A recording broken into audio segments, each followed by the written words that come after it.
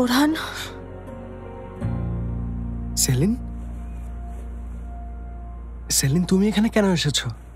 পালিয়ে এসেছি। কি পালিয়ে এসেছো মানে? পালিয়ে এসেছি ওরহান। বাবা আমার মোবাইল নিয়ে গেছে, ঘরবন্দি করতে চেয়েছে। আমি কি বাচ্চা বলো, ঘরবন্দি কেন করবে? আচ্ছা আচ্ছা, আমি বুঝতে পেরেছি। সেলিন তুমি মাথা ঠান্ডা করো কেমন, ভেবে দেখি কি করা যায়।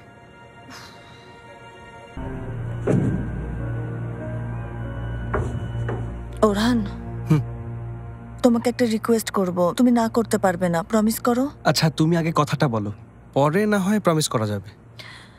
আমি আর ওই বাড়িতে ফিরতে চাই না, চাকরি করে আলাদা বাসায় থাকবো।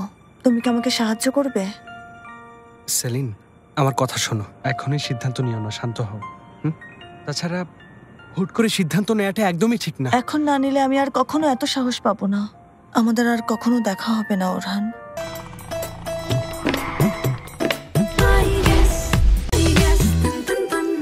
আমি এটা বুঝতে পারছি তুমি এসব আমাদের জন্য করছো। আসলে সেলিন সত্যি বলতে এতটুকুই আমার জন্য যথেষ্ট। কিন্তু ওনারা তোমার পরিবার, তাই না? আর পরিবার সব সময় আমাদের মঙ্গল চায়। তাই শুধুমাত্র আমার সাথে দেখা করার জন্য তুমি ওনাদেরকে ছাড়তে পারো না। মানে বলতে চাইছি, ওনাদের প্রতি তুমি এমন অন্যায় করতে পারো না। আর যদি করো, শুধু ওনারাই না, তুমি নিজেও অনেক কষ্ট পাবে। তোমাকে আবারও বলছি, ওনারা যা করছেন তোমার মঙ্গলের জন্যই করছেন, তোমার সুন্দর ভবিষ্যতের জন্যই করছেন। এভাবে পরিবারকে ভুল বুঝো না।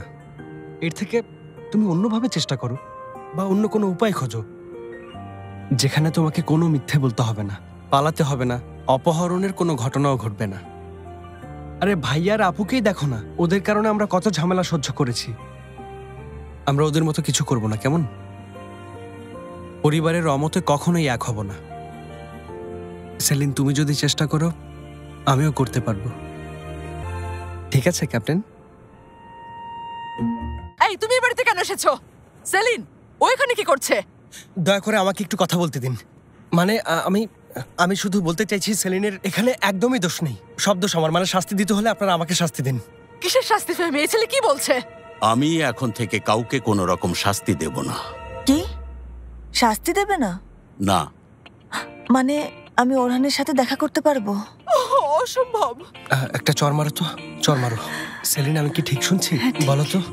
আচ্ছা তাহলে ফেমি আঙ্কেল, আপনাকে অনেক ধন্যবাদ। আমি এখন আসি। হ্যাঁ, যদি থাকি তাহলে আন্টি আমাকে আরো বকবেন। যাই। ওরহান এদিকে এসো, একসাথে ডিনার করব। আম্মা আপনি শুনছেন? স্বাগতম ওরহান।